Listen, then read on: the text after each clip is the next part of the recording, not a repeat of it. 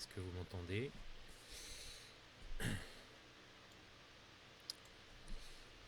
Bonsoir à tous, bonsoir à toutes, et bienvenue sur mon live pour un petit JDR solo. JDR qui se nomme 4 contre les ténèbres, qui est édité chez Backbook Edition et qui peut se jouer seul, en coop ou en mode mini JDR avec un, comment, un maître du jeu. Et ce soir, on va faire une petite partie solo. Donc, 4 contre les ténèbres, qu'est-ce que c'est? Donc, c'est un dungeon crawler auquel on peut jouer, donc, comme je vous l'ai dit, en solo, mais aussi en mode coop. Donc, très peu de matériel nécessaire quand on a le livre. Juste un livre, un crayon, un papier, quadrillé et 2d6. C'est tout ce qu'il faut pour jouer. On choisit 4 personnages dans une liste de classes qui fait un peu penser au JDR un peu à l'ancienne, comme les premières versions de Donjons et Dragons, puisqu'il y a le barbare, le prêtre, le guerrier, le magicien, le roublard, et également des classes comme on avait vraiment à l'ancienne, c'est-à-dire que ce sont des races ou des origines, halflins, nains ou elfes, donc qui ont des particularités un peu spécifiques, mais qui n'ont pas de classe à proprement parler. Une fois qu'on a choisi ces 4 personnages, on les équipe et on les envoie dans un donjon qui va naître de nos jets de dés et des décisions qu'on va prendre suivant l'endroit où on va aller. Eh bien, moi je vais utiliser ce soir pour la partie Foundry VTT, qui n'a pas à proprement parler d'un système dédié pour ce jeu-là, mais j'ai pris un système, on va dire, généraliste, qui permet de faire des feuilles de personnages à construire, on va dire, dans le jeu directement. Et après, j'ai joué sur beaucoup de tables de hasard. Donc ça, c'est à peu près quasiment toutes les tables qu'on va retrouver dans le livre. C'est-à-dire que, par exemple, pour les entrées, donc ça va être comment l'entrée de notre donjon va être matérialisée, comment les salles qui vont suivre vont être matérialisées, et après, en suivant si les salles sont des salles, on va dire standards ou des couloirs, on va choisir qu'est-ce qu'il y a dedans. Est-ce que c'est des salles qui vont contenir des monstres? Est-ce qu'elles vont être vides? Est-ce qu'on va pouvoir aller trouver des trésors, ce genre de choses? Et ensuite, il y a beaucoup de choses qui vont découler. Donc, c'est-à-dire que, par exemple, on va avoir des éléments spéciaux ou des événements spéciaux, des trésors standards ou des trésors magiques. Et après, on va pouvoir affronter différents types de monstres. Donc, des nuisibles, des sbires, des boss, ou parfois des monstres un peu étranges qui sont assez uniques, on va dire, dans la mécanique du jeu. Et petit à petit, suivant ce que les monstres vont faire, ou suivant ce que les personnages vont choisir de faire, on avancera comme ça au petit à petit dans le donjon. Il y a très peu de règles, mais on y reviendra au fur et à mesure. C'est quelque chose d'assez simple à prendre en main. Et pour ce soir, j'ai préparé 4 personnages. J'ai choisi un barbare. Donc le barbare, il peut faire une attaque enragée par aventure. Donc ce soir, on va essayer de faire une aventure complète. Donc quand il fait une attaque enragée, le barbare, il lance 3 fois le jet d'attaque, qui est un D6 de base, et on prend le meilleur. Et si ça touche, on fait 2 fois les dégâts. Le barbare est un peu spécial puisqu'il ne peut pas utiliser d'objets magiques, de parchemin ou de potions. Mais il peut utiliser des herbes médicinales ou d'autres soins non magiques comme se reposer, mettre des bandages, faire des repas, par exemple, que les halflins peuvent faire. Cependant, il accepte de se faire soigner par un prêtre puisque ce n'est pas de la magie mais une faveur divine. Souvent les barbares ne sont pas très intelligents, donc on va dire qu'il s'arrange comme il peut. Et de base, il ne sait pas lire et donc il s'en fout un petit peu des livres et toutes les choses qui peuvent être écrites. Et de base, sur mon barbare, je lui ai mis une armure légère, donc ça lui donne 1 en défense en plus, un bouclier, donc encore 1 en plus. Donc là, on voit les jets de défense vont se faire avec un bonus de plus 2.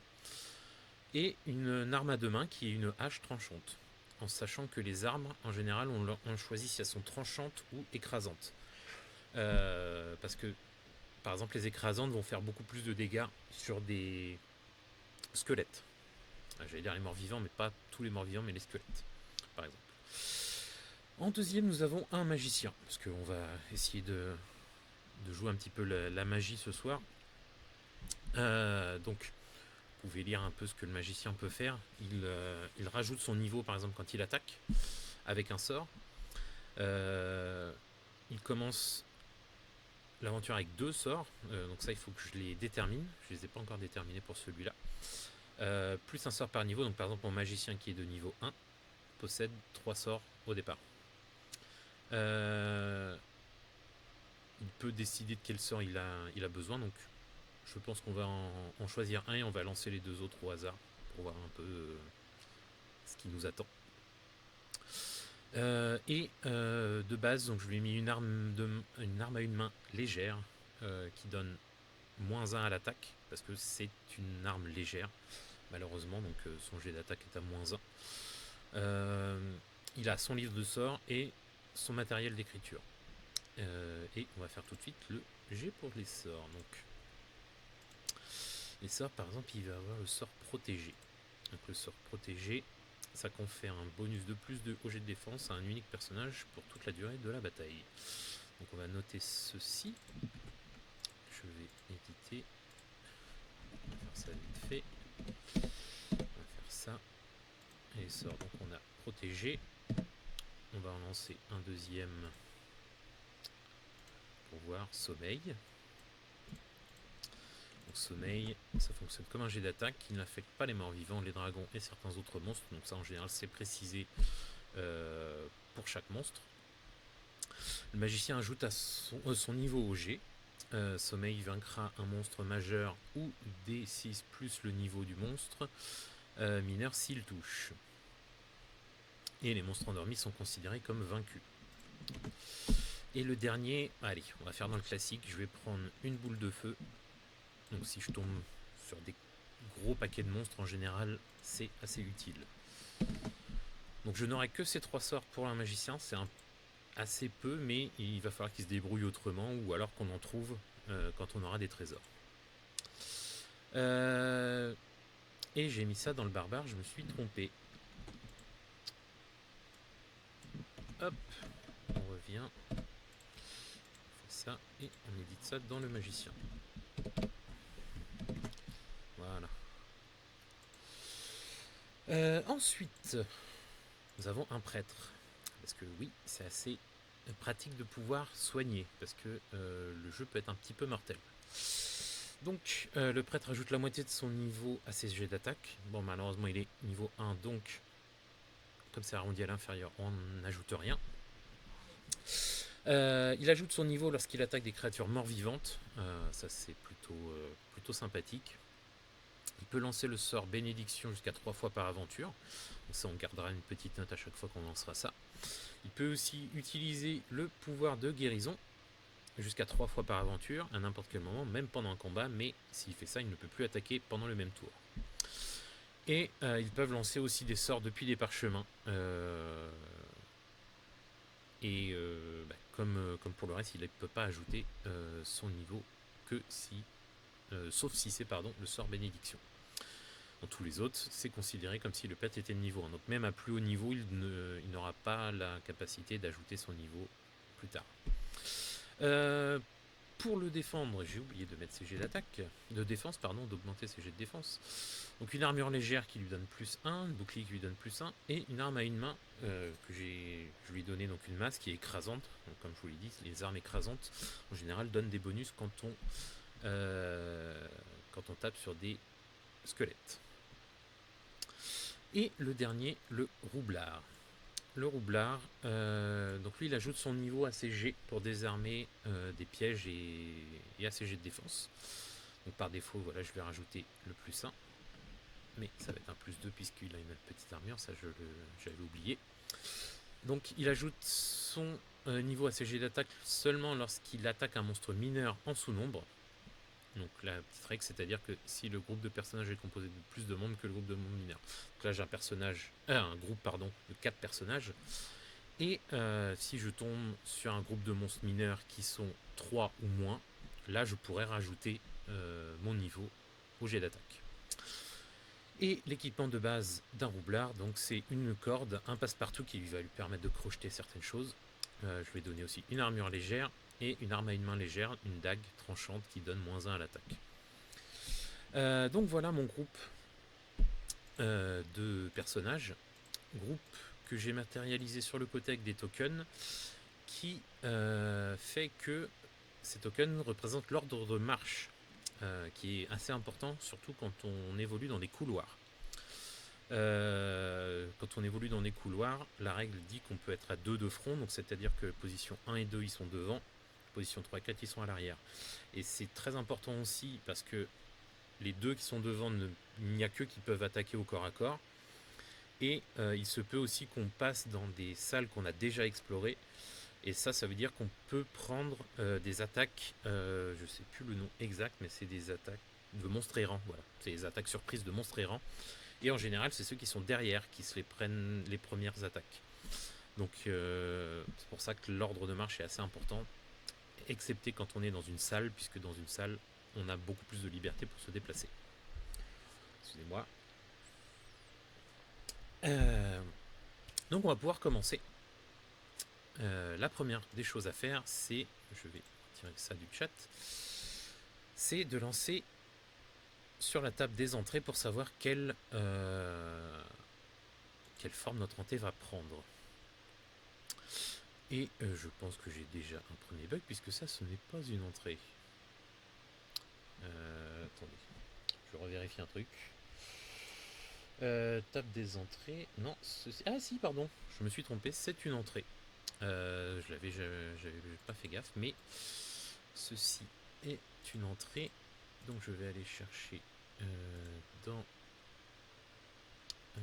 les images au bon endroit et qui ne sont pas là. Voilà, c'était là. Donc l'entrée, elle est où? C'est vers la fin. Je l'ai perdu. Elle est là. C'est celle-là. Voilà. Oula. Alors, je vais pas faire ça. Je pense que comme ça va peut-être être mieux. Voilà. Au moins, on a la vraie taille. Donc, logiquement, on est censé utiliser une feuille quadrillée pour avancer et faire le donjon. Sauf que là j'ai pas une feuille quadrillée, mais en général la feuille quadrillée effectivement elle est limitée. Donc là je me suis limité, donc c'est la zone qui est en gris un petit peu plus clair. C'est à dire que si une salle par exemple touche un bord, bien la salle va être tronquée et on ne pourra pas aller plus loin que cette partie là. Donc voilà. Donc la première chose à faire c'était de lancer pour l'entrée. Ensuite, donc le groupe se trouve dans cette salle-là. La deuxième chose à faire, c'est de lancer une salle. Donc on va partir. Allez, je dis on va partir sur la droite. Donc sur la droite, je lance la salle. Et c'est la salle qui est ici. J'aurais dû noter les numéros. Donc je vais chercher la salle, c'est cette salle-là. Donc, chose qu'on peut faire, parce que là on voit que ça correspond pas tout à fait. Chose qu'on peut faire, c'est orienter cette image. Donc, on va faire une rotation. Je crois que c'est dans ce sens-là. Voilà. Donc on tombe. La première salle est une salle qui va donner sur un cul-de-sac. Et donc ce qu'on fait une fois qu'on a la salle, on sait que c'est une salle et pas un couloir, donc on va lancer le contenu de la salle. Donc la salle, il n'y a pas de monstre apparemment, mais je dois effectuer un jet sur la table des événements spéciaux. Donc événements spéciaux. un fantôme traverse le groupe, tous les personnages doivent réussir un jet de sauvegarde contre la peur niveau 4 ou perdre un point de vie. Un prêtre ajoute son niveau au jet de dés. Donc les jets de sauvegarde, est-ce que je m'étais noté ça? Non. Je vais juste faire une petite recherche rapide. Parce que je ne me rappelle plus qu'est-ce qu'on fait sur un jet de sauvegarde. Jet de sauvegarde contre. Alors, c'est tout simplement un des 6 en ajoutant les modificateurs tels qu'indiqués. Donc, il n'y a pas d'indicateur sauf le prêtre. Donc, on va les faire dans l'ordre. Le barbare. Donc, je lance un des 6. J'obtiens un 1. Donc, le barbare perd un point de vie. Je vais ouvrir la fiche du barbare. Il a 8 points de vie. Il n'est plus qu'à 7. Ensuite, pourquoi quand je réduis ça fait ça? Pas normal. Tant pis. Je vais faire ça comme ça. Ensuite, le prêtre. Donc le prêtre, il peut rajouter plus son niveau. Donc on va faire un des 6 plus 1. C'est un 6. Lui, tout va bien. Ensuite, le magicien. Il ajoute rien. 4, c'est tout ce qu'il fallait. Et le roublard, la même chose. 4, tout ce qu'il lui fallait. Il n'y a que le barbare qui a perdu un point de vie. D'ailleurs, je crois que... Non, c'est bon, c'est bien attaché. Donc, événement spécial. Est-ce que l'on a autre chose que l'on peut faire dans cette salle? Je vais regarder ça tout de suite, puisque normalement, même s'il y a un événement spécial comme ça, je pense qu'on est capable de fouiller la salle pour savoir ce qui s'y passe.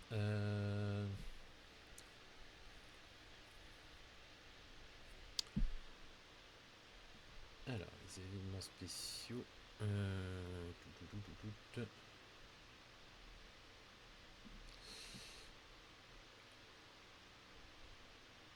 Attendez, je cherche. J'ai une petite pense-bête là-dedans et je n'arrive pas à le retrouver.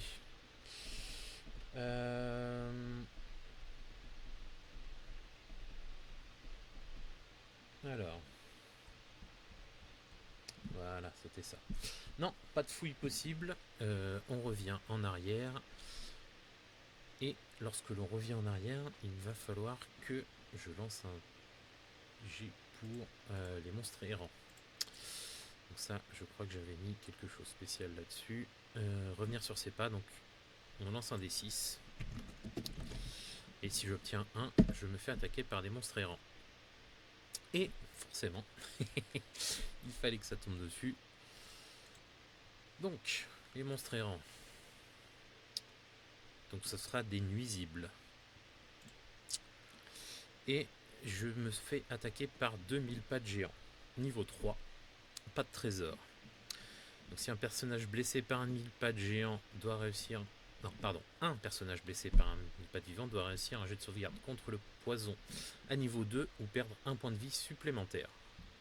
Donc comment ça se passe quand on a des monstres qui nous arrivent dessus?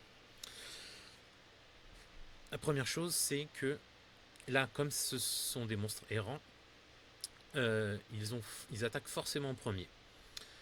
Sinon, on a un choix.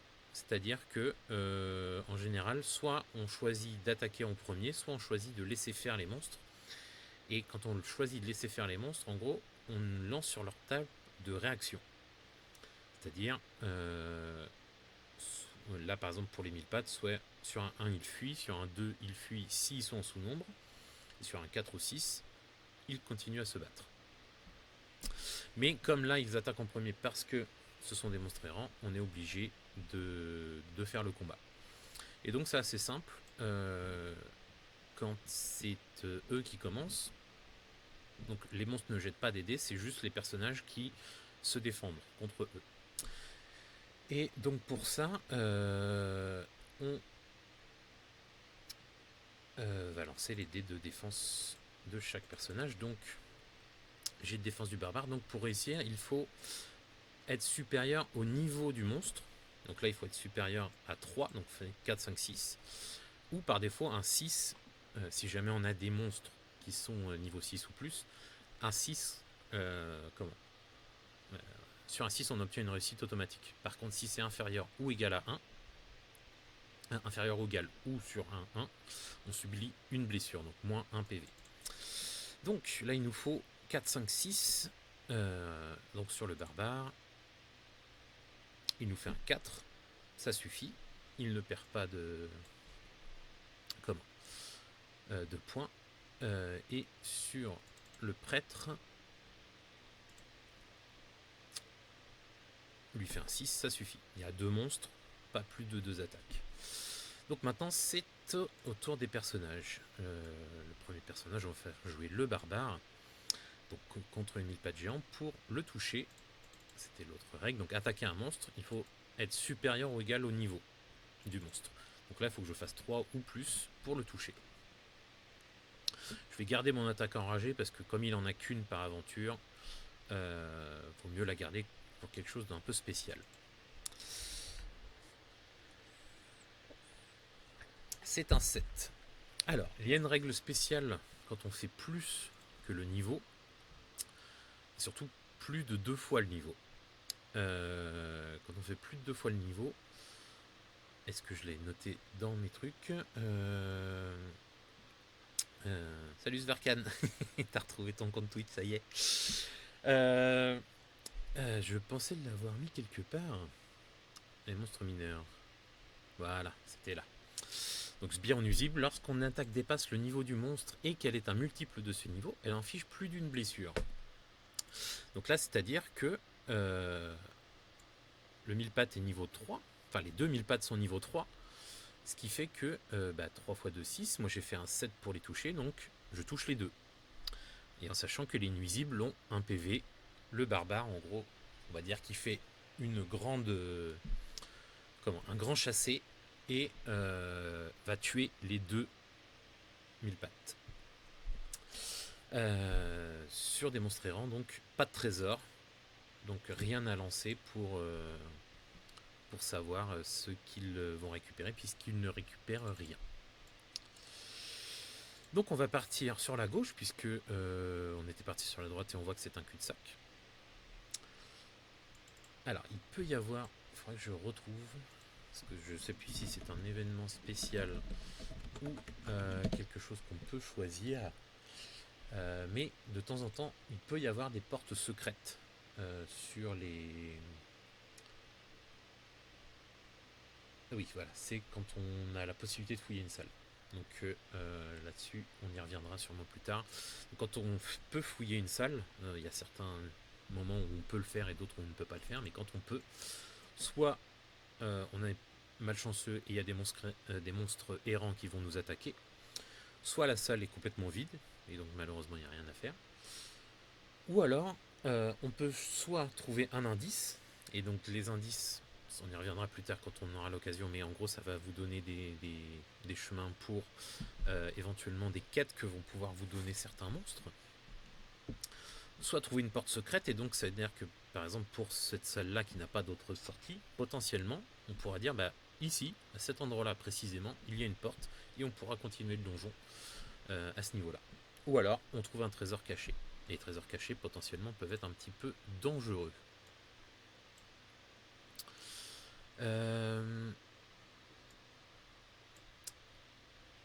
Qu'est-ce que... on va lancer à nouveau ce jet là. Et donc là, on voit c'est un couloir. Donc je vais chercher ce couloir.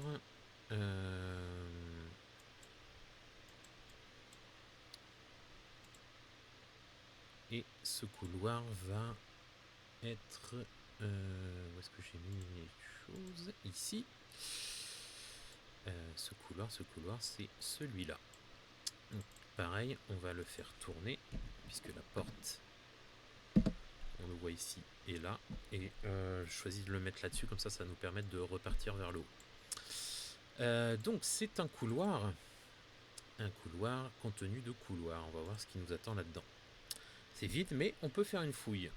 Donc c'est ce que je vous ai dit tout à l'heure. Donc on va faire une fouille. Et malheureusement le couloir est vide. Donc on va pouvoir continuer à avancer en relançant une nouvelle salle. Et cette salle est celle-ci. Alors je vais la retrouver. J'essaierai de rajouter les numéros pour la prochaine fois, ce sera plus simple. Alors, je crois que je l'ai passé.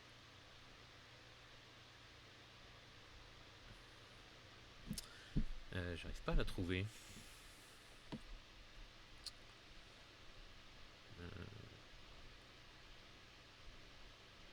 C'est celle-là.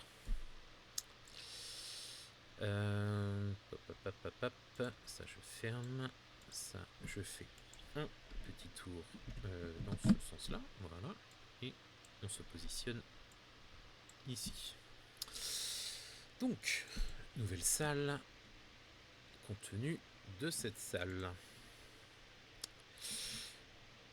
On effectue un jet sur la table des sbires. Si nous sommes victorieux, on lance un D6 sur la table des trésors. Les sbires. Ah, attendez, j'ai oublié de noter une petite chose. Puisque il faut qu'on note, à chaque fois qu'on tue des monstres, il faut qu'on note vraiment ce qu'on a tué, parce que c'est ça qui va nous permettre de gagner de l'XP et de pouvoir monter de niveau. Donc, pour les monstres, on a ceci. Hop, c'est noté. Et donc, cette fois-ci, sur la table des sbires. Donc, des choses un petit peu plus costauds et surtout en plus grand nombre. Là, on le voit, 9 gobelins. 9 gobelins, ça va être compliqué. Donc, ils sont au niveau 3. Trésor -1, c'est-à-dire que sur la table des trésors, on va pouvoir lancer un dé -1. Les gobelins ont une chance sur 6 de prendre le groupe par surprise, agissant alors sur lui. Donc, le premier truc, un des 6 sur un 1, ils nous prennent par surprise. Sur autre chose, non. S'ils agissent avant, effectuent un jet sur leur table des réactions ci-dessous. Les nains attaquent les gobelins avec un +1. Il y a une petite animosité entre les nains et les gobelins. Alors, vu le nombre, je ne vais pas choisir de les attaquer tout de suite. Par contre, je vais lancer leur réaction pour voir ce qu'ils proposent. Sur un 5, ils se battent. Donc, eh bien, on va faire ce qu'il faut. Comment on va faire? Je pense qu'on va faire 3 attaques sur le barbare. 2, 2 et 2. Donc 2, 4, 6 et 3, 9.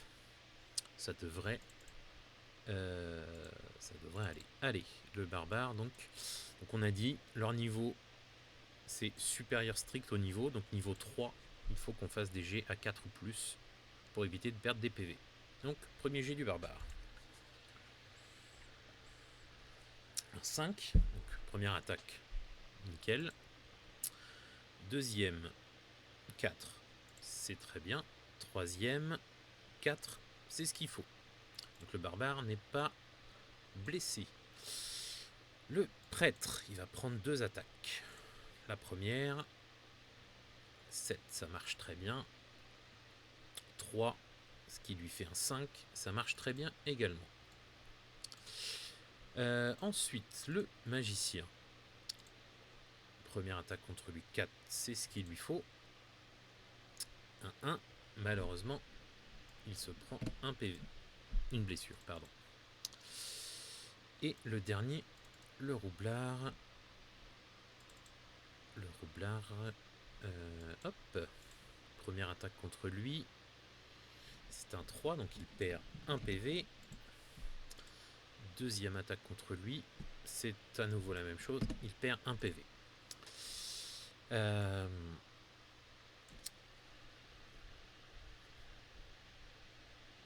Maintenant, on va passer aux attaques. Donc, gobelin, niveau 3, comme on a dit. Donc, il faut faire 3 ou plus pour les toucher. Et ce sont, comme on a vu tout à l'heure, des nuisibles, des sbires, pardon. Donc ils ont un PV, c'est-à-dire que si une attaque touche, c'est automatiquement, ils sont automatiquement morts. Donc le barbare, on va encore lui garder ses attaques enragées. Donc il va pouvoir faire sa première attaque. À 4, donc 5 sur le résultat total. Donc un gobelin en moins. On va commencer à les noter ici, donc les sbires. Un gobelin. Alors, je mets un S tout de suite, mais ce sera pour plus tard. Hein. Enfin, j'espère. C'est tout pour le barbare, parce qu'ils n'ont qu'une seule attaque, nos personnages. Le prêtre va. Pour le moment, il va attaquer. Il va pas essayer de soigner. Il va essayer d'attaquer pour essayer d'en retirer un maximum. 6, c'est-à-dire qu'il fait 2 fois le niveau d'un gobelin, donc il en tue 2. Donc on est à 3 gobelins. Ensuite, le magicien. Le magicien, il va attaquer. Il va pas forcément utiliser sa boule de feu tout de suite, même s'il y a quand même pas mal de monstres en face, mais on sait jamais. Il va attaquer 4, ça suffit largement. Il dézingue un nouveau gobelin. Et le roublard va faire la même chose. Le groupe est d'accord en surnombre, donc il ne peut pas ajouter son niveau. Il fait un 5, puisque c'est un -1, donc il dézingue encore un gobelin. Alors oui, Zverkan, les sorts sont à usage unique, et en gros, pour le magicien, et il en a 3 par aventure.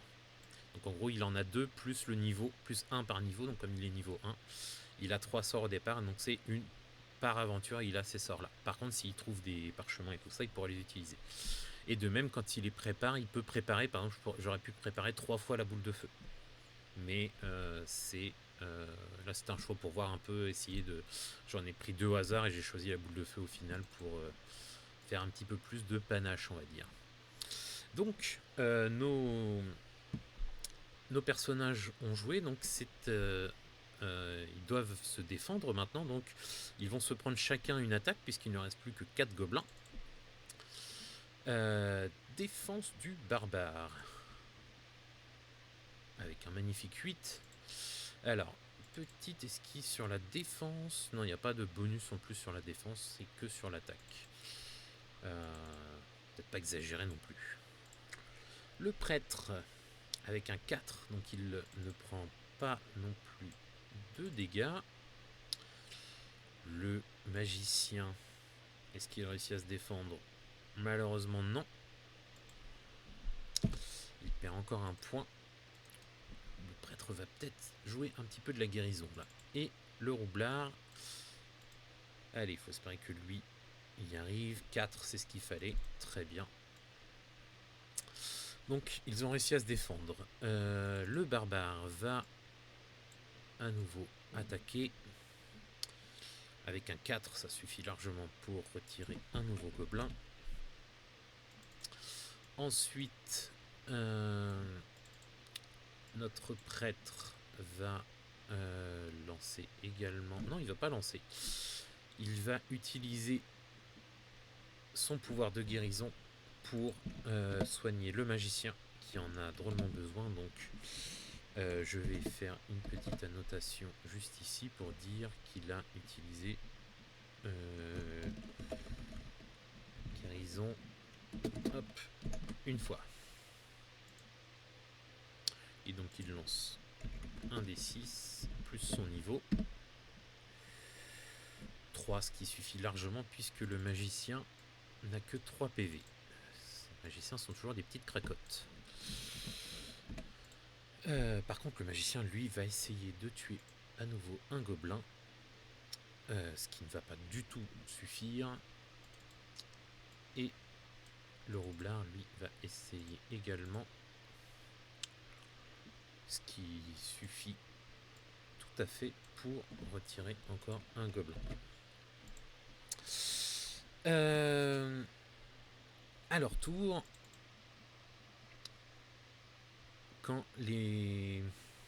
lorsqu'un monstre mineur est réduit à plus de la moitié de son nombre initial, les monstres restants doivent effectuer un jet de morale. Donc, comme c'est leur tour, on va à nouveau effectuer un jet de morale sur eux. Donc, c'est la même chose que les réactions. Hein.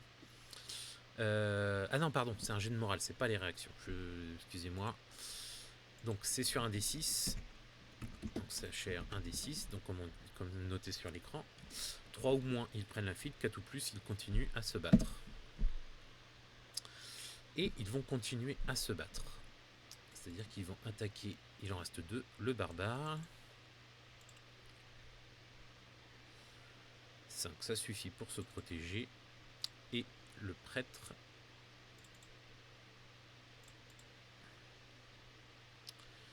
4, c'est juste ce qu'il fallait pour se protéger.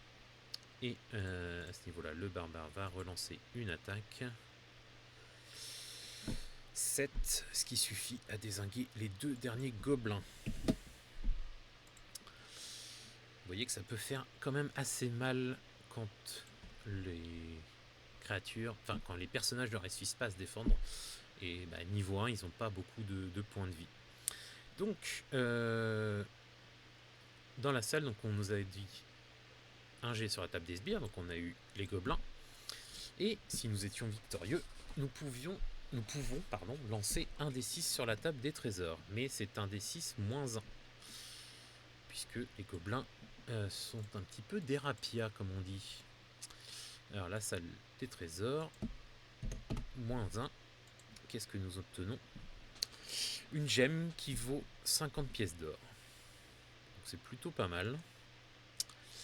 En sachant que les pièces d'or vont être quand même assez utiles si on doit marchander avec des créatures. Comme vous l'avez vu tout à l'heure, la table des réactions, on peut soudoyer. Enfin, ils peuvent demander à être soudoyés. Donc là, par exemple, 5 PO par gobelin, on en avait 9. Donc on devait payer 45 pièces d'or pour qu'ils nous laissent tranquilles et qu'on soit considéré comme victorieux. Et oui, hein, si personne ne le voit, personne ne le sait. Et à ce niveau-là, on aurait pu lancer effectivement à nouveau sur la table des trésors. Mais là, par exemple, avec une gemme comme ça, on aurait pu soudoyer ces gobelins. Donc, je pense que c'est le barbare qui a quand même mérité cette récompense, puisqu'il il en a dézingué quand même quelques-uns.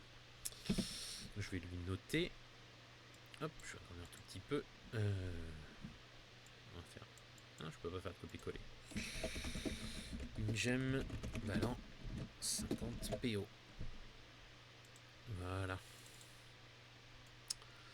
Donc, nous avons effectué notre jet sur le trésor. On va pouvoir voir quelle est la salle suivante. Salle suivante, c'est un couloir. Je vais... oui, j'ai mis les fiches à ce niveau-là, mais ça ne sert à rien puisque quand je vais bouger la carte, les tokens vont bouger. Donc, le couloir, on va le trouver ici. Cette petite pièce de Tetris. Où est-ce qu'elle est? Elle est là. Hop. Non, ça je peux toujours pas le faire comme ça. De toute façon, dans un sens ou dans l'autre, on obtiendra le même résultat. Un couloir qui va par ici. Je vais juste prendre un petit peu d'eau et on va pouvoir continuer. Donc c'est un couloir. Il faut que je regarde ce qu'il y a dans ce couloir. Vide mais fouille possible. Donc à nouveau on fouille. Et c'est ce que je vous disais, donc découvrez un indice, une porte secrète ou un trésor caché. Je pense qu'on va découvrir une porte secrète. Comme ça va nous ouvrir un petit peu plus. Et la porte secrète... prends la décision de charger courageusement à la sortie avec ton bulletin de 50 PO. Alors, je peux, parce que c'est un solo et un JDR solo et je pourrais faire ce que je voulais, ce que je veux. Mais il y a quand même une règle dans ce jeu-là. Est-ce que je l'ai noté? Oui, voilà. Pour pouvoir sortir du donjon, il faut pouvoir affronter un boss final.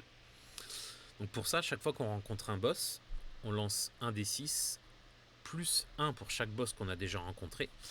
Et si on fait un 6 ou plus, le boss qu'on est en train de rencontrer, c'est le boss final. Donc par défaut, il a plus 1 PV. Il se bat forcément jusqu'à la mort, il n'a pas d'autre choix. Le trésor qu'on récupère en pièces d'or est soit triplé, soit on rajoute 100 quand c'est au mieux. Je sais pas si le boss nous lâche 20 PO, bah triplé ça fait 60, donc autant nous prendre 100. Donc 20 plus 100, on aura 120 au lieu des 60, donc c'est quand même un peu mieux. Et si un objet magique est dans son trésor, on n'en trouve pas un, mais on en trouve 2. Et il faut donc tuer le boss final pour pouvoir ressortir du donjon, pour pouvoir mettre fin à l'aventure. Mais ça veut dire qu'il faut aussi retraverser, c'est-à-dire que à chaque fois qu'on traverse une salle qu'on a déjà traversée, ou même traverser ou rencontrer des trucs, il faut qu'on voit si on a des monstres errants qui nous collent aux fesses. Donc même le retour peut être assez compliqué. Une petite chose d'ailleurs, j'ai oublié, je vais me le noter là-dessus, je vais le faire en vitesse. On va faire un texte, on va mettre F, on va en mettre 100, voilà. Je vais mettre des lignes à 0, tac. C'est juste pour indiquer que nous avons fouillé donc ce couloir. Et lequel de choses avant on avait fouillé? Donc celle-là on l'avait pas fouillé, c'était le couloir, l'autre couloir qu'on avait fouillé. Non, il est là le F. Non, au secours. Ce truc-là, F, voilà. Juste pour dire qu'on a fouillé ces endroits-là et qu'on aura...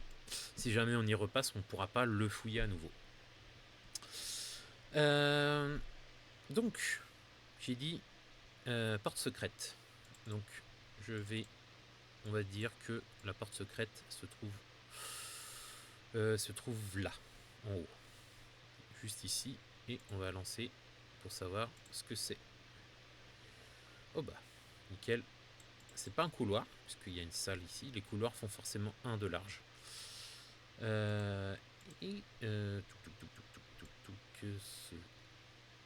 est là. Hop. Déjà dans le bon sens. Voilà. Donc c'est une salle. Qu'est-ce qu'on va avoir dedans? Oh là, monstre étrange. Alors, monstre étrange. Tiens, j'ai pas fait la... Ah si, là, pardon. J'ai plus les yeux en face des trous. Une araignée géante. Ah voilà. Vous voyez, monstres étranges sont un petit peu plus compliqués. Niveau 5.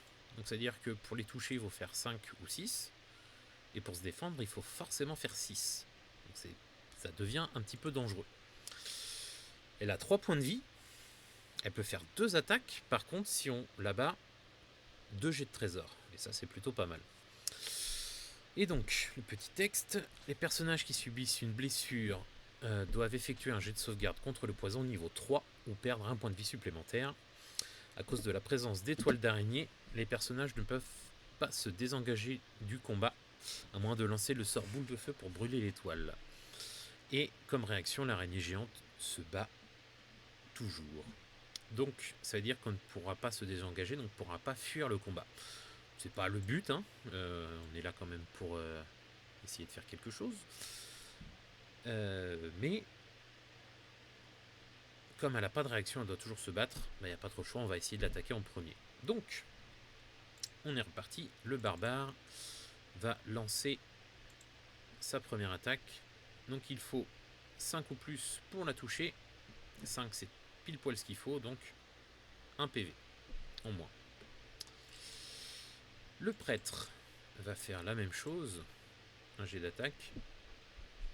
Sur un, il n'y a pas d'échec critique sur les attaques. Il n'y a que sur les... sur la défense qu'il y a réussite critique ou jet critique. Donc, le prêtre vient d'attaquer et n'a pas réussi. Le magicien va essayer d'attaquer avec un magnifique 5. Dis donc, j'aurais jamais parié sur lui. 2 PV retirés. Et dernière chance pour éviter qu'elle nous attaque, parce que si elle attaque, elle peut faire très mal. Allez, le roublard, un 6. Malheureusement, non. Donc, l'araignée va faire 2 attaques. Alors, pour être fair, je vais lancer 2 D4. Non, 2 D4. Et voir qui a l'attaque. Donc, on va reprendre les numéros de l'ordre de marche. 1, 2, 3, 4. Et on saura sur les 2 lesquels vont être attaqués. Donc, le roublard et le prêtre. Donc, le roublard en premier doit se défendre. Donc, avec un 6 automatique. Donc, lui, sur un G de 4, 5, 6, ça va passer. Et il fait un 1, malheureusement. Donc, il perd un PV. Je pense que ce sera le prochain à se faire soigner. Et 2, le prêtre va aussi lancer un G de défense avec un magnifique 8. Donc là, c'est même réussite automatique puisqu'il fait un 6.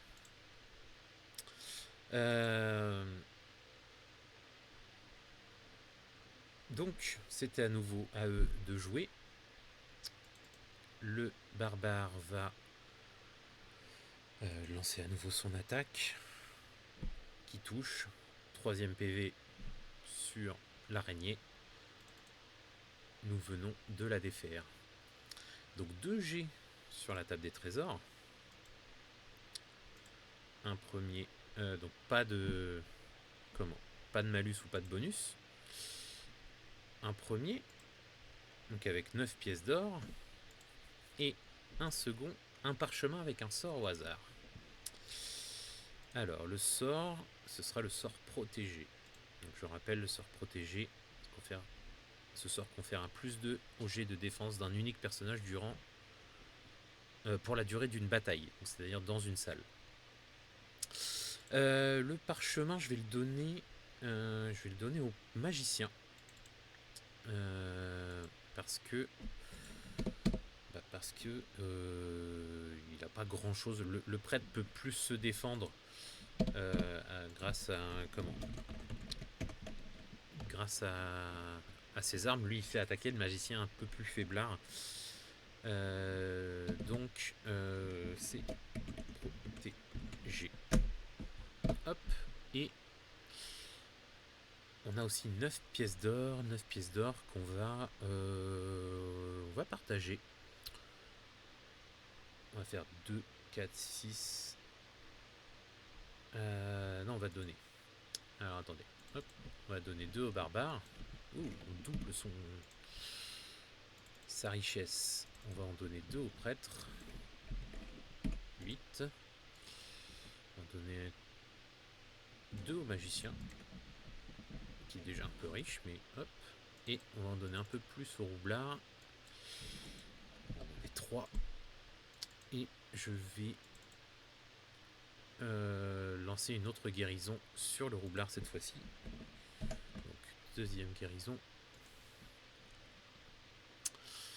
Slasher 1d6 plus 1. Ouh. Bon, ça sert pas à grand chose puisqu'il a un niveau max de 4, mais au moins il reprend tous ses PV. Alors, est-ce que je vais avoir le droit de fouiller la salle? Oui, puisque je lance un nouveau 1d6 sur la salle des trésors. Trésor à nouveau. Hop. Un bijou valant 120 pièces d'or. Ça commence à devenir intéressant. La gemme, je crois que c'est le barbare à qui on l'avait donné. On va donner... allez, on va le donner au prêtre. Équipement. Donc, bijou. Valant 120 PO. Malheureusement, quand on si on a des monstres qui essayent de nous soudoyer, on va pas pouvoir splitter, on va dire, la valeur. C'est-à-dire que si on a besoin de 100 pièces d'or et qu'on a ce bijou-là, malheureusement, on va pas garder 20 pièces d'or du bijou. On va être obligé de tout donner.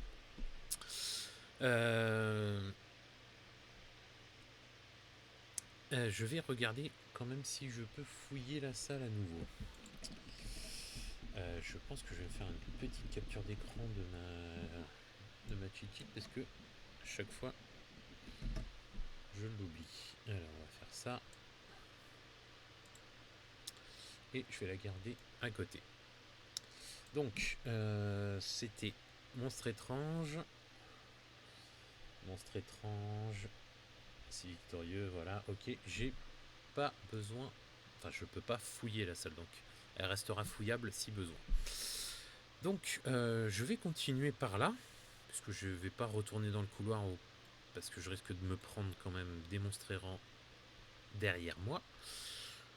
Je vais continuer, donc on va relancer une nouvelle salle, qui se trouve être une salle et pas un couloir.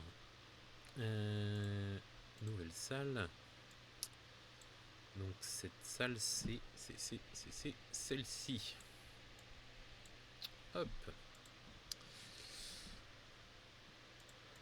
À nouveau, contenu de salle. Ouh, la salle est un antre de petit dragon. Le petit dragon compte comme un boss et peut-être le boss final. Si victorieux, un des 6 pour gagner un niveau et un des 6 sur la table des trésors. Alors, concernant les petits dragons, effectivement, ils sont considérés comme des boss. Mais ça a quelque chose d'un peu spécial. Alors attendez, hop, monstre étrange. Il y avait une araignée géante. J'avais oublié ça. Et oui, il y avait quelque chose. Les monstres étranges sont considérés comme des monstres majeurs. Vaincre un monstre étrange accorde un jet d'expérience, à l'exception des gremlins invisibles. Donc les jets d'expérience, on va aller voir dans les règles ce que c'est. Donc c'est une montée de niveau, enfin une tentative de montée de niveau. Donc pour ça il faut soit tuer un monstre majeur, soit terminer une quête, soit 10 rencontres de sbires. Alors je vais revérifier si c'est 10 rencontres de sbires ou 10 sbires. Parce que c'est quand même pas la même chose, parce que là on a fait 9 gobelins, si ça compte comme une rencontre c'est un petit peu compliqué. Ou après 10 rencontres de sbires. Oui. Bon, on va considérer que c'est le nombre de sbires qu'on a vaincu, donc allez, encore un sbire, on pourra faire un G. Mais donc le jet d'expérience, en gros, je lance un D6, donc là par exemple on va faire évoluer, allez, je relance un D4 pour savoir. Ok, on fait évoluer le prêtre, donc ils sont tous niveau 1, donc ça changera pas grand chose, hein, mais c'est pour savoir qui va augmenter de niveau. Donc je fais un D6, si je fais 2 ou plus, on a le droit de gagner un niveau. J'ai fait 3, donc j'ai le droit de gagner un niveau. Gagner un niveau, ce que ça fait... comment? Ça fait que le prêtre passe niveau 2. À ce niveau-là, au niveau des PV, il faut que je retrouve sa petite fiche originale. Le prêtre, point de vie, c'est 4 plus son niveau. Donc, on est 5, donc ça fait 6. Donc, il gagne un PV en plus. Et la montée de niveau, je crois que c'est plus ou moins tout.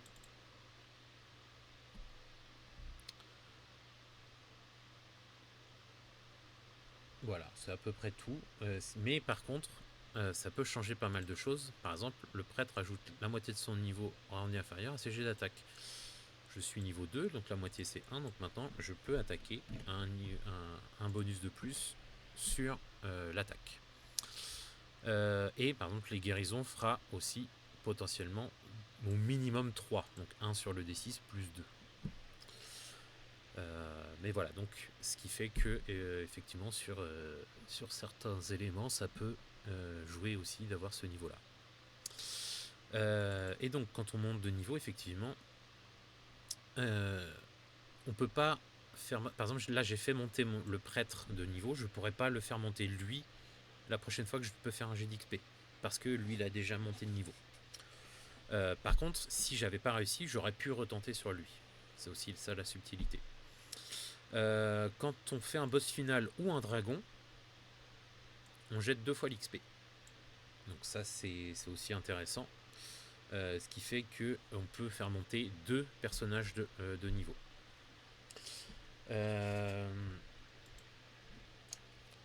Et à ce niveau-là, qu'est-ce qu'on a d'autre en plus? Oui, gain d'XP. Et si effectivement, quand c'est via des sbires qu'on fait des jets d'XP, on fait -1 au jet. Ce qui est logique parce que c'est des monstres un petit peu plus bas et derrière on n'a pas forcément de grand intérêt à ce niveau-là. Et oui, et les nuisibles ne font pas gagner d'XP. Donc même si on a un décompte pour le nuisible, on n'a pas forcément besoin de le compter, mais juste pour le sport et pour le kikimeter, on les compte.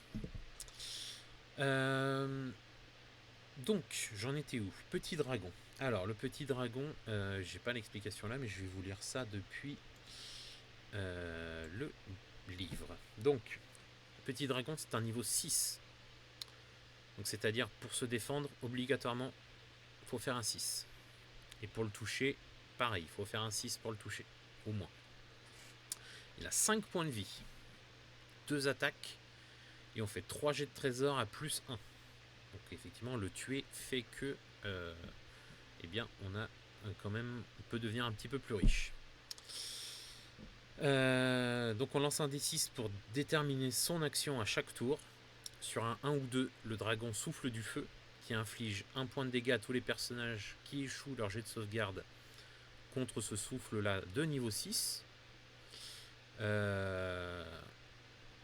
Chaque personnage ajoute la moitié de son niveau, arrondi à l'entier inférieur. Donc en gros, il n'y a que le prêtre qui va rajouter +1 sur son jet de sauvegarde. Et sur un résultat de 3 à 6, le dragon ne souffle pas, mais il mord à la place 2 personnages au hasard. Et les petits dragons ne sont jamais rencontrés comme monstres aléatoires, sauf si c'est défini comme ceci.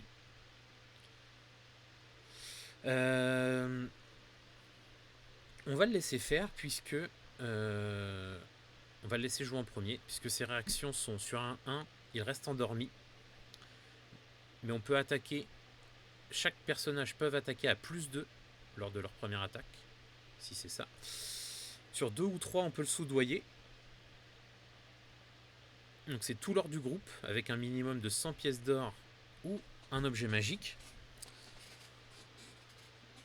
4-5, il va se battre. Et sur un 6, il va nous donner une quête. Donc, étant donné que c'est un boss, le boss fait que on va lancer un D6. Donc si c'est un 6, ce sera le boss final. C'est un 6.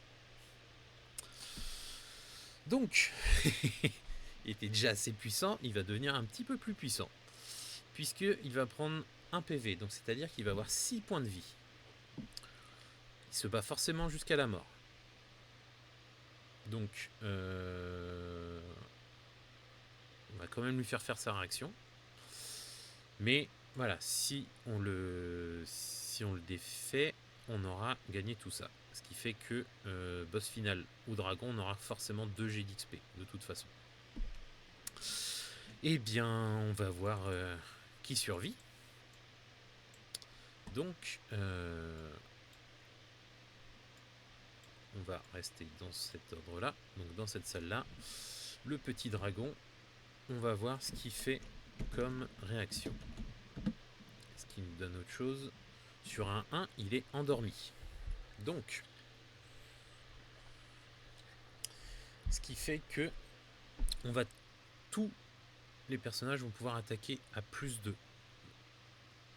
Et donc on va le faire.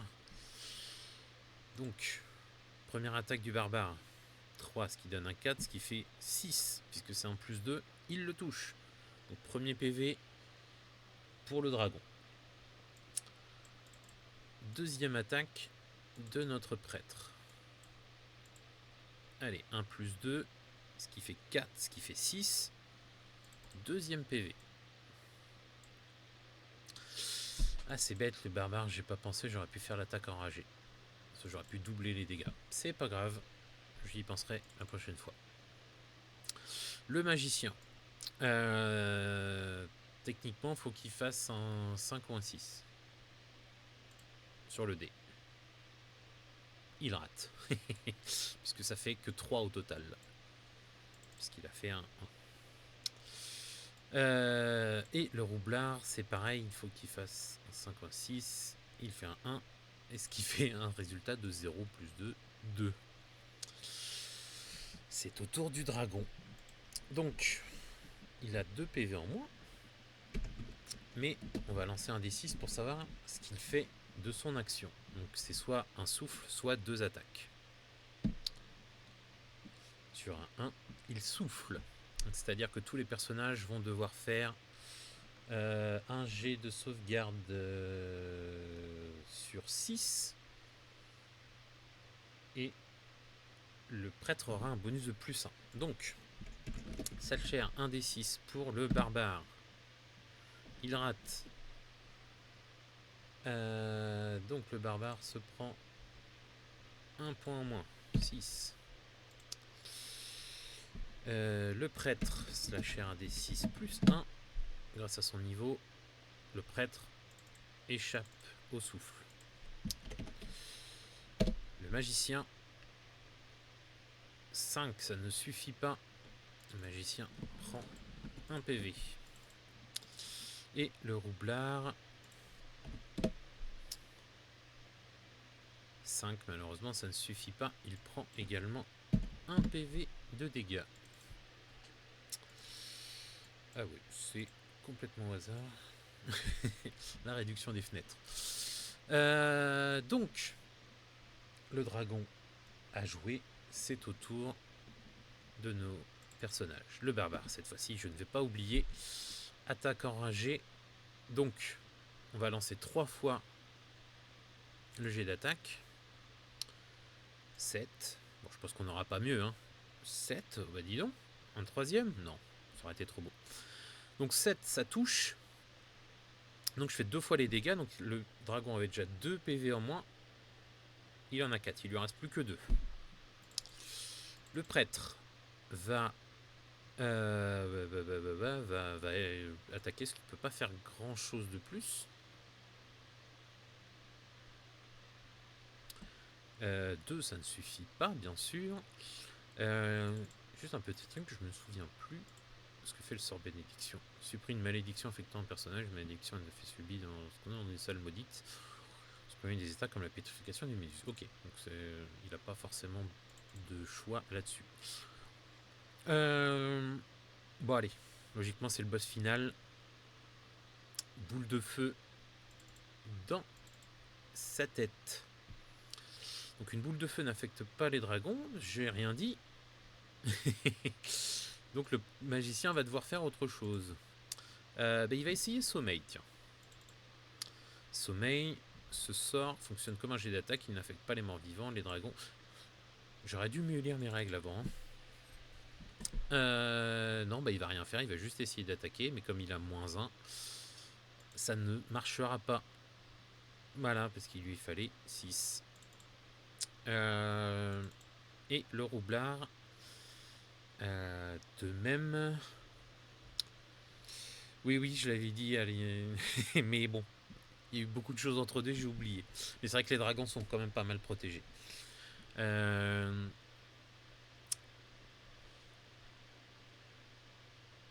Donc, le roublard, il va essayer, mais comme il a un -1, de toute façon, il ne pourra pas toucher, c'est normal.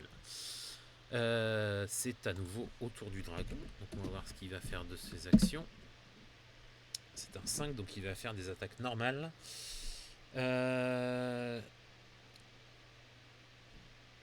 Donc, il va mordre 2 personnages au hasard. Donc on va faire comme tout à l'heure, 2d4 pour savoir quel personnage il va croquer. Donc, le magicien et le barbare. Donc ça va. Heureusement qu'il fait qu'un dégât à chaque fois, parce que sinon il aurait pu nous one-shot le magicien. Donc le magicien va faire un jet de défense. Il faut obligatoirement qu'il fasse 6 pour s'en sortir. Mais voilà, 6, c'est ce qu'il fallait. Et ensuite le barbare, lui un peu plus de chance, il peut faire 4, 5 ou 6 sur son dé pour résister à la morsure. Et forcément, c'est pas ce qu'il fait. Donc 5. Le dragon s'est fait. Donc c'est à nouveau au barbare. Allez. Sur un 5, ça ne suffit pas pour toucher. Le prêtre va refaire la même chose. 3, ça ne suffit pas. Magicien. Bon, magicien et roublard, je vais pas m'entêter à faire quelque chose puisque ils ne pourront jamais toucher le dragon. Par contre, je l'ai mal joué parce que le... Non, c'est bon. Ils ont encore assez de PV. Ils vont pas mourir tout de suite. Donc c'est au tour du dragon. Dragon qui fait un 1, ça va être un souffle. Donc jet de sauvegarde pour tout le monde. Je vais lancer directement 4d6 et on va faire les résultats en fait dans l'ordre d'affichage pour voir qui résiste, qui ne résiste pas. Le prêtre a plus 1, donc il fait encore 6. Donc le prêtre résiste, tous les autres perdent 1 PV. C'est pas le boss final pour rien. Hein. Bon, je crois que le prêtre va soigner le magicien juste après, même s'il est inutile. En gros, dans les règles, on n'abandonne pas un allié, donc il faut le ramener à l'entrée du donjon pour pouvoir obtenir un nouveau personnage. Mais on n'y est pas encore puisque c'est au barbare d'attaquer. Allez. Avec un 7, il reste encore 1 PV au dragon. Sauf que le prêtre va utiliser sa dernière guérison pour le magicien, pour quand même le garder en vie. Donc 1d6 plus 2.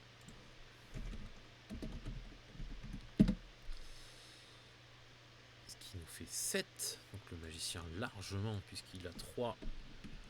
Il remonte, pardon, au maximum. Et le prêtre, le magicien et le roublard ne peuvent pas toucher le dragon, donc ça ne sert à rien de les faire jouer. À nouveau, le dragon sur un 3, il va attaquer 2 personnages. Non, pas 2d6, 2d4 pour savoir lesquels. Et c'est le magicien et le prêtre. Donc j'ai de défense. Allez, il faut un 6. Un PV. J'ai bien fait de lui remonter ses PV à lui. Et le prêtre, à nouveau, 4, il faut 6. Il réussit. Allez. J'espère le dernier tour pour le dernier PV du dragon. Avec un 5, ça ne suffit pas. Le prêtre, c'est lui qui peut donner le coup fatal. Raté.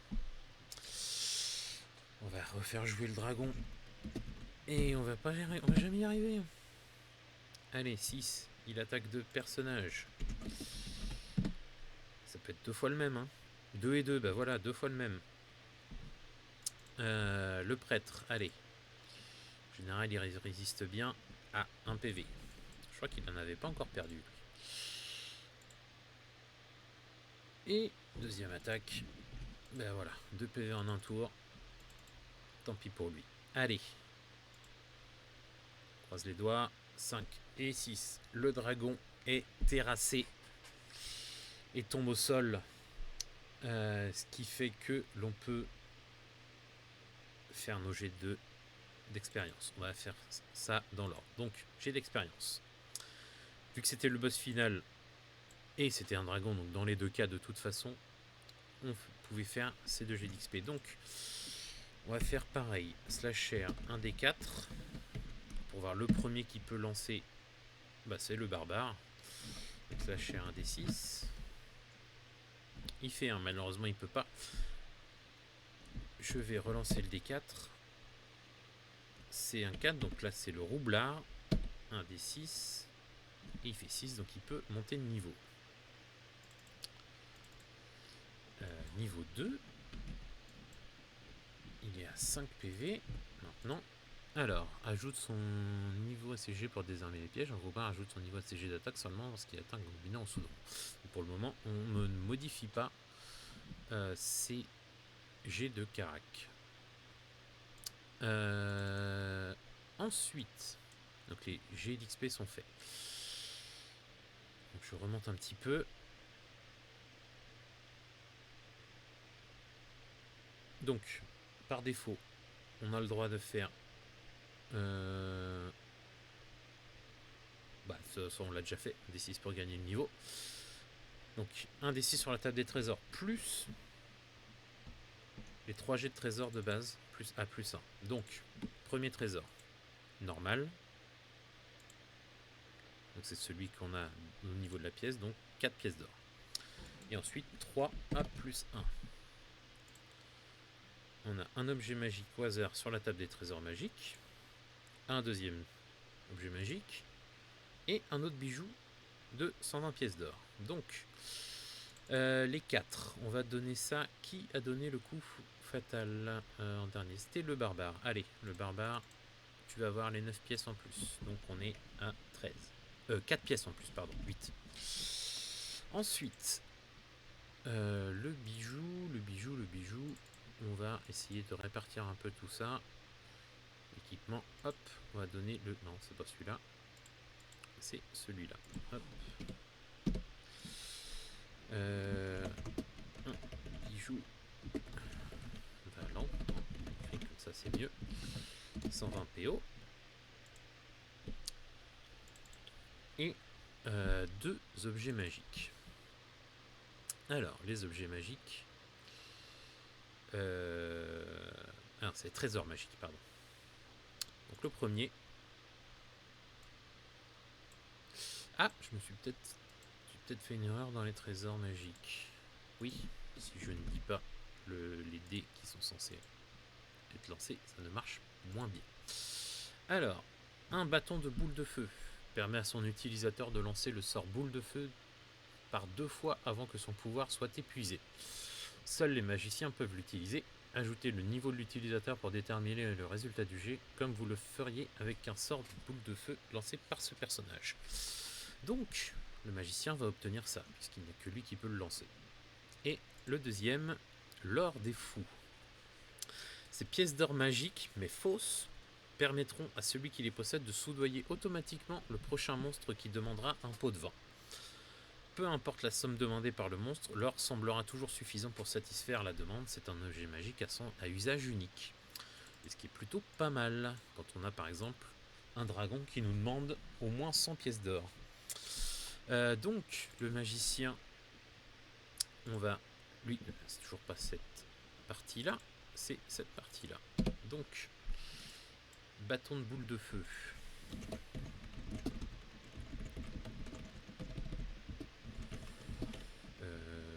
On va mettre de charge. Hop. Et l'or des fous, je vais le donner au roublard.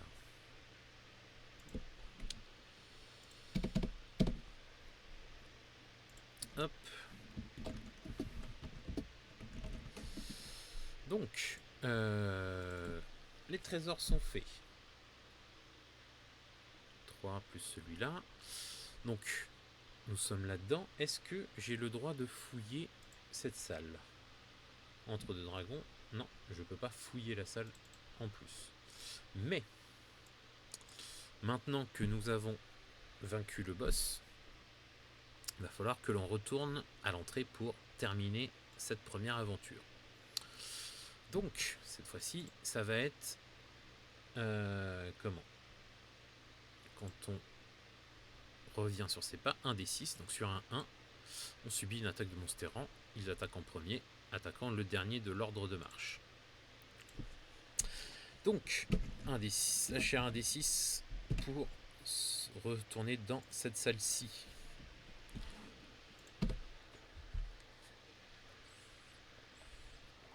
Les monstres errants sont en forme, parce que la dernière fois, c'est ça aussi que j'ai pris dans les fesses. Je vais juste me noter quand même, histoire de dire que c'était pour la première aventure. Donc, monstre errant. À quoi je vais avoir le droit? Oh, effectuer un jet sur la table des boss. On va lancer tout résultat dragon. Un monstre errant ne peut pas être le boss final. Donc, ça va être logiquement un gros match. Mais on n'aura pas le droit au dragon. Ouh, Seigneur du Chaos. C'est un des gros. C'est le plus gros avant le dragon. Donc, niveau 6. 4 points de vie. 3 attaques. 2 jets de trésor à +1. Et avant le début du combat, on lance un D6. Donc là, on a eu un 5 pour déterminer si le Seigneur du Chaos possède un pouvoir spécial. Sur un 3, aucun pouvoir. 4, il a l'œil maléfique. Les personnages doivent lancer un dé et obtenir un 4+, ou subir -1 au jet de défense jusqu'à ce que le Seigneur du Chaos soit abattu. 5, c'est un drain d'énergie, donc c'est ce qu'il va avoir. Toute personne qui subit une blessure de la part du Seigneur du Chaos doit obtenir un 4+, sur un jet de dé ou perdre un niveau. Et ça peut faire très mal. Et souffle de flamme, ça c'est pas le cas. Lorsque vous tuez un Seigneur du Chaos, lancez un dé sur un 5 ou un 6. Un personnage de votre choix trouve un indice. Donc là, on parle des indices. Je vais vous parler un petit peu de ça. Juste relire un petit peu les choses parce que je ne suis pas certain d'avoir mis ça dans les règles. Dans les pense-bêtes. Non. Donc, je vais juste trouver qu'ils disent la page 58.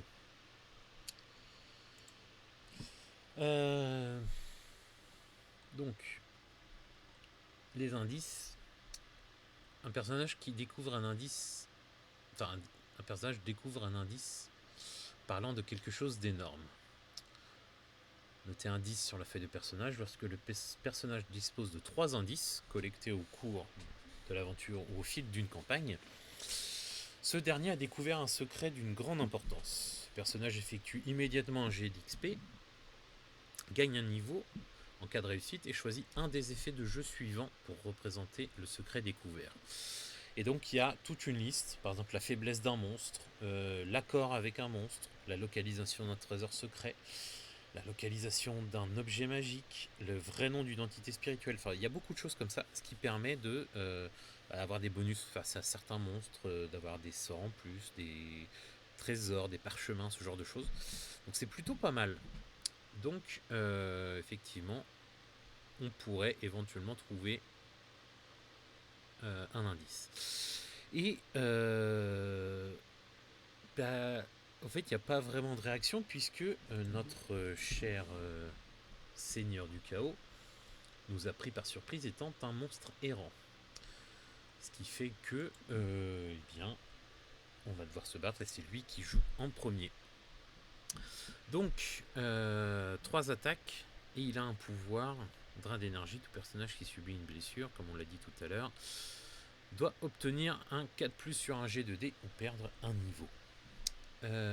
Donc, il attaque le dernier. Donc, il attaque en premier le roublard. 3 attaques. Je vais faire.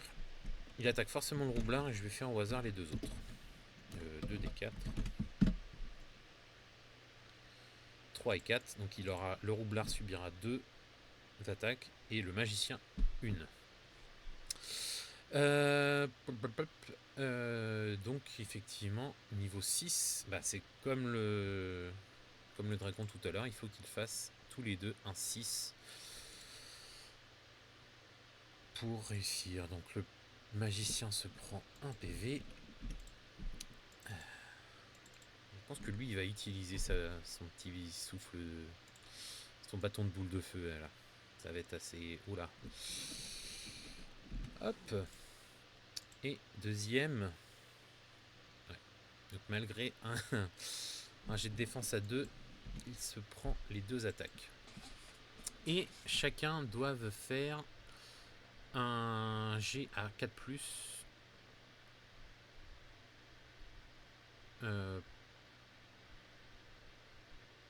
Pour... oui, c'est ça.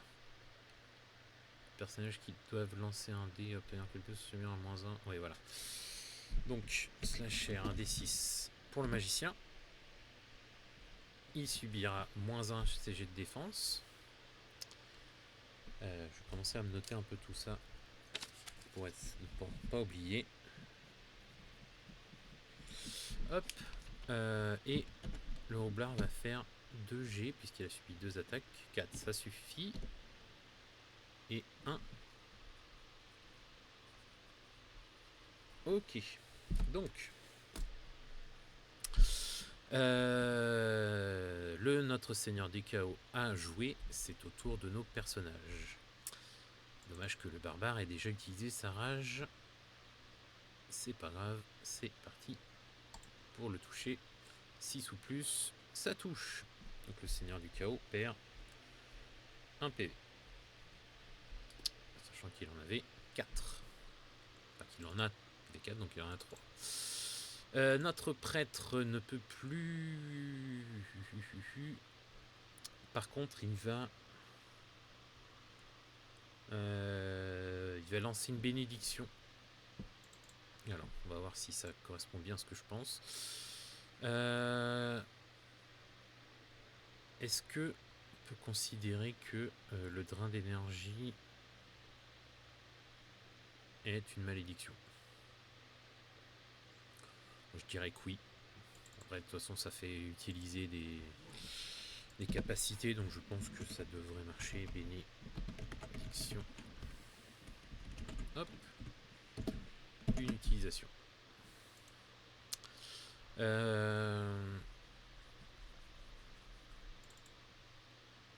Ensuite, donc il lance ça sur le magicien, donc le magicien n'a plus son désavantage, enfin son -1 sur son jet de défense. Par contre, il va lancer cette fois-ci. Il va lancer son sort de boule de feu. Donc le sort de boule de feu, cette fois-ci, n'affecte pas les dragons, mais affecte les dragons zombies. Contre les monstres mineurs, elle tue un nombre de créatures égal. Voilà. On tue au moins 1. Donc, on lance comme si c'était une attaque, donc avec son niveau. Je vais pas lancer ce truc-là, je vais faire un D slasher, un D6 plus 1, puisqu'il rajoute son niveau. Il fait un 7, donc il touche. Lance une boule de feu sur un groupe de gobelins. Le magicien obtient 5, 6 au total, donc 6 moins 3. Les gobelins sont tués. Donc, oui, ça va être plutôt chaud, oui. Donc il a le niveau 6. Je fais un 7, donc il perd 1 PV. Allez, il est midlife, c'est ce qu'il faut se dire. Et la boule de feu, elle est utilisée. Tac, petite croix. Le roublard, il a pas grand chose. Tiens, je me suis planté quand j'ai fait ma. Tac. Tac. Hop. De toute façon, lui c'est pareil, c'est un niveau 6, il peut pas le toucher puisqu'il faut qu'il fasse 6 ou plus. Et il a -1. Donc je vais pas le faire lancer. Par contre, c'est à nouveau au Seigneur du Chaos. Donc 3 attaques cette fois-ci. Ça reste du hasard. 3 des 4. Si c'est un personnage qui se prend tous ces 3 attaques, ça va être compliqué. Non, ça va. 1, 2, 3. On va commencer par le magicien. Donc il n'a pas le désavantage, puisqu'il a eu la bénédiction pour s'en sortir. Donc il faut qu'il fasse un 6. Oh, dommage, le 6 était là. Il relance un D6 pour savoir si il a le drain de vie. Il fait un 4, ça suffit. Il n'aura pas la malédiction. Le prêtre, jet de défense à 3. Il fait 5, ça suffit. Donc il ne se fait pas toucher. Et le barbare, jet de défense, il fait un 7, c'est bon pour lui. Pas touché. 5, attendez, non, je dis des conneries. Oui, c'est ça, il fallait qu'il fasse 6 le prêtre. Donc, non, j'ai dit des grosses conneries. Hein. Ça cher un D6. Il fait un 6, c'est bon. Alors, il est touché. Il a -1. Mais il ne se fait pas. Voilà. Hop. Il n'a pas de train de vie. Et le magicien, c'est pareil. Je sais plus si je vais retirer les PV.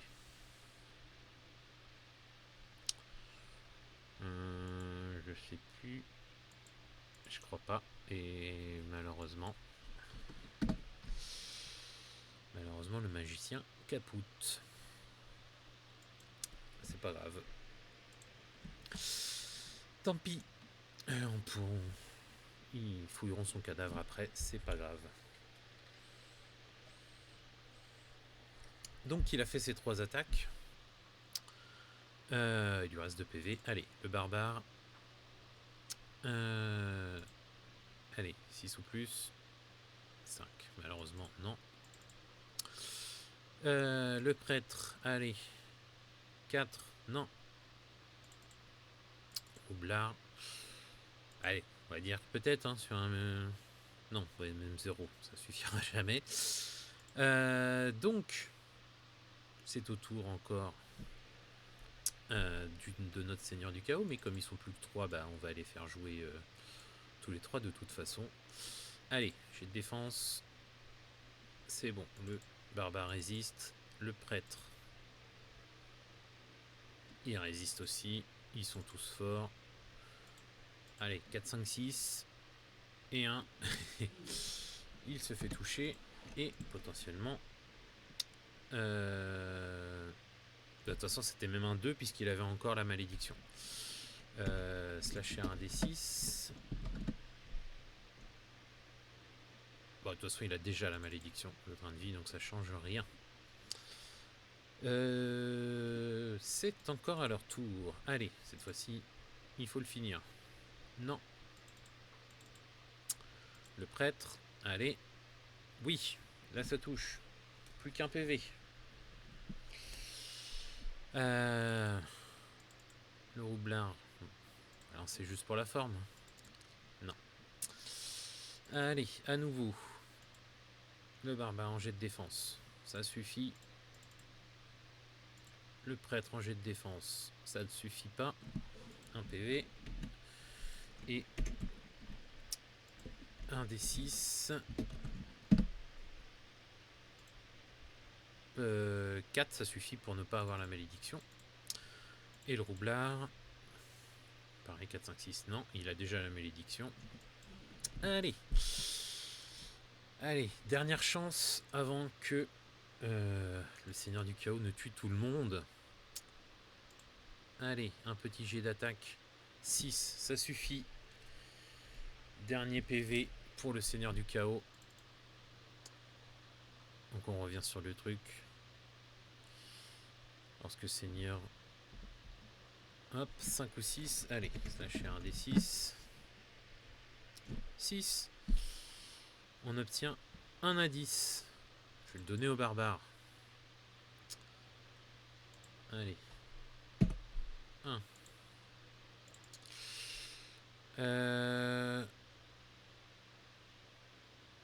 Donc c'est des monstres errants, donc normalement il n'y a pas de fouille, etc. Par contre, hop, on va passer dans cette salle-là. On va lancer slasher un D6. Donc, effectivement, je vais juste, avant de voir ce qui m'attend, juste voir ce qui se passe pour la mort d'un personnage. Je ne l'avais pas mis dans mon... Comment ? Dans ma petite feuille de rappel, mais on va lire ce qui se passe.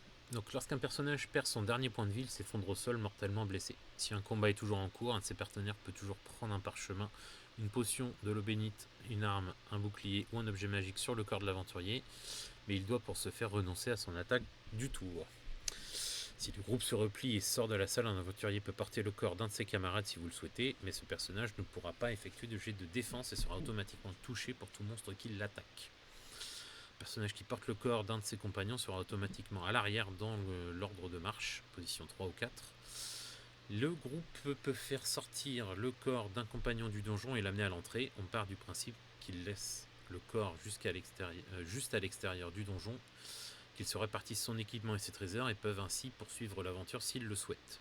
Si vous laissez des trésors sur le corps de votre compagnon, il y a 5 chances sur 6 pour qu'ils soient volés s'ils sont laissés sans protection. Vous pouvez faire sortir du donjon un camarade tombé au combat et lui offrir des funérailles dignes de ce nom, ou, si vous pouvez vous le permettre, donner 1000 PO à l'église du coin afin de tenter un rituel de résurrection. Lancez un des 6. Si le résultat est inférieur ou égal au niveau du personnage, le rituel est réussi. Le personnage revient à la vie et peut poursuivre la campagne.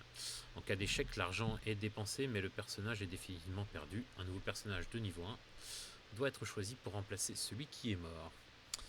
Ce qui me fait penser que je n'ai pas triplé le gain tout à l'heure des pièces, en sachant qu'il y en avait 4, donc je ne vais pas tripler, je vais rajouter 100. Et je vais le donner au barbare. J'y ai pensé tout à l'heure. Donc en gros, je vais dire au barbare de transporter le corps du magicien. Corps du magicien qui, je vais essayer de le...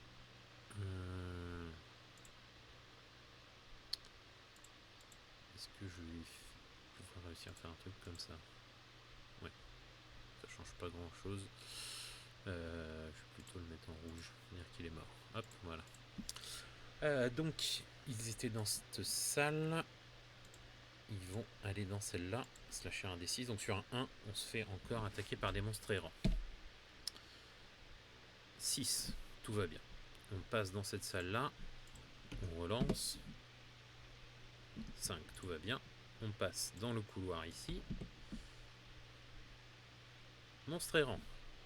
On va jamais s'en sortir. Allez, un tout petit sbire. Ça devrait aller. 6 orques. Oh la vache. On va jamais s'en sortir. Et puis on n'a plus de boule de feu. Donc, ils attaquent à l'arrière, mais comme le barbare transporte, c'est roublard et barbare qui se font attaquer en premier. Donc 6 orques niveau 4. Les orques craignent la magie et doivent effectuer un test de morale à chaque fois que l'un d'entre eux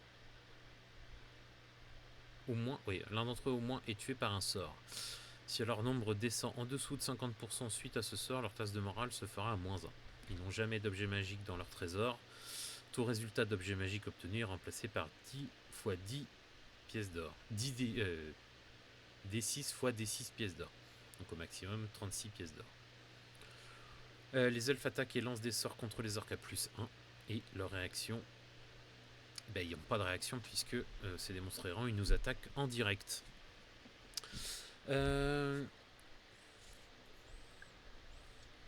Donc ils attaquent en premier.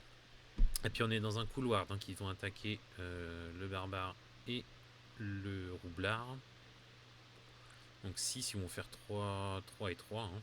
3 attaques contre chaque. Donc niveau 4. Je le rappelle. Pour se défendre, il faut faire supérieur au niveau. Donc 5 ou 6 pour les orques. Donc le barbare. 1. Il se prend un PV. Il se prend un PV. Parce que là, tout va bien.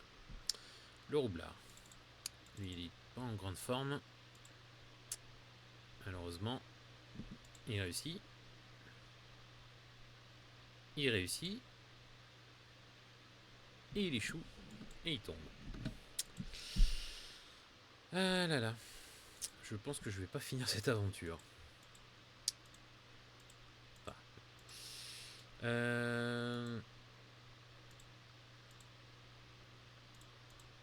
Hop. Et 2 en moins. Allez. On se laisse pas abattre.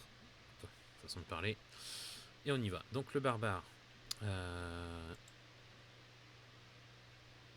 Il rate forcément. Sinon c'est pas drôle. Et le prêtre. 4, ça suffit.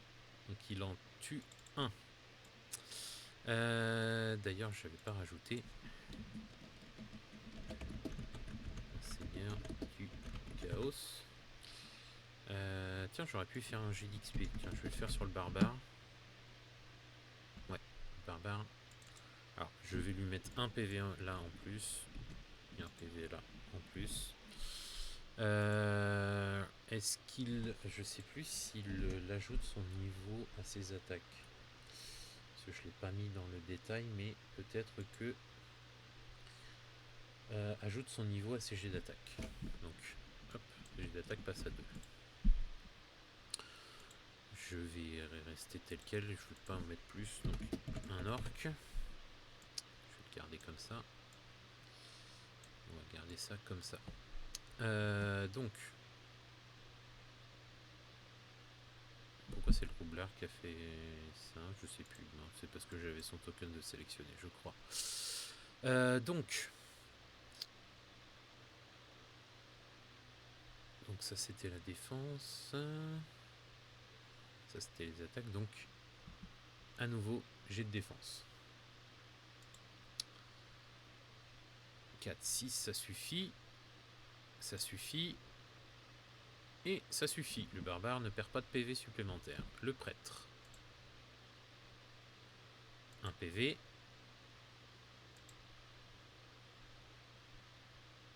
Deux PV. Adieu. Ça va être compliqué. Je crois que pour le premier, la première aventure, ça va malheureusement être une mauvaise fin. Allez, faut qu'on y aille. Le barbare, il est là pour ça de toute façon. Allez, on attaque 7, ça fait 1 en moins. Malheureusement, oui. Sur un 6, il peut en décapiter 2, mais malheureusement, il en fera toujours qu'un à la fois. 6 orques. Il en reste plus que 4. Allez, un jet de défense. 4 jets de défense. 1 PV. Ça, c'est bon. Ça, c'est bon. Et ça, c'est bon. Donc, il perd qu'un seul PV. Heureusement qu'il est résistant. Allez. Par contre, il peut en désinguer. Voilà, 8. Il en désingue 2 d'un coup. Allez. Donc, plus que 2 jets de défense. 5, ça suffit. 5, ça suffit. Allez, un dernier 6 pour les décapiter. Raté. 5, il en fait qu'un. 5, pardon. Donc, dernier jet, ça va. Et dernier jet d'attaque. Oui. Potentiellement, elle aurait pu en faire 2. Allez. Un petit jet d'XP puisque il est à plus d'une rencontre, de 10 rencontres sbires. Il peut gagner son niveau. Ah, je l'avais mis déjà. Mais comme il est plus que tout seul, il peut faire 2 à la suite. 4 et 10.